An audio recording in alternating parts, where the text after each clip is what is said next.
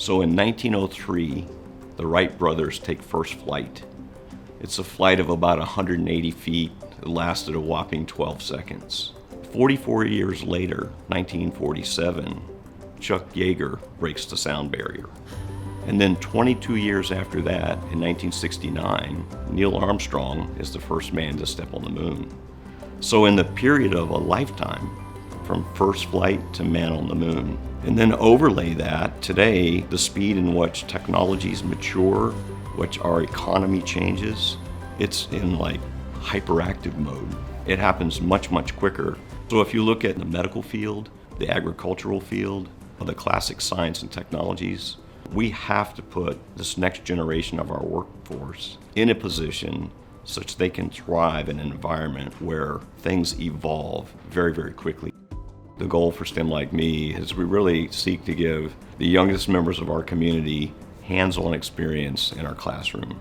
It supplements the normal course of study in a class, but it's slightly different in many good ways.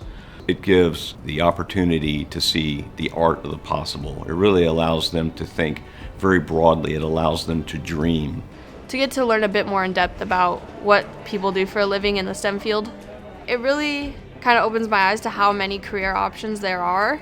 Really gives me opportunities to engineer stuff and create my own ideas and make them reality, and I think that's really cool. I feel like this actually sticks with you more because you get to hands-on experience it.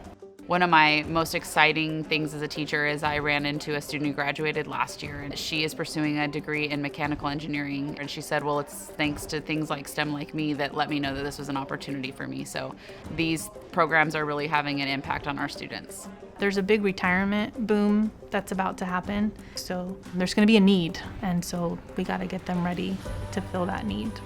Let's face it, we're counting on this next generation because they're the ones that are going to drive innovation in the future.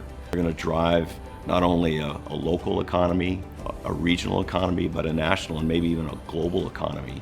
The return isn't necessarily immediate because these kids have to make it through school and they get in careers. But what we found is there's an immediate satisfaction by the members of our staff that engages in the classroom. We heard a lot of wows. Wows are so fun to hear because they learn something that they might not have heard before. They all seem to kind of turn on a light. It's great. We get those interactions almost every session, and it really makes you feel good about what you're doing. It really gives us a great deal of hope and confidence in what tomorrow brings.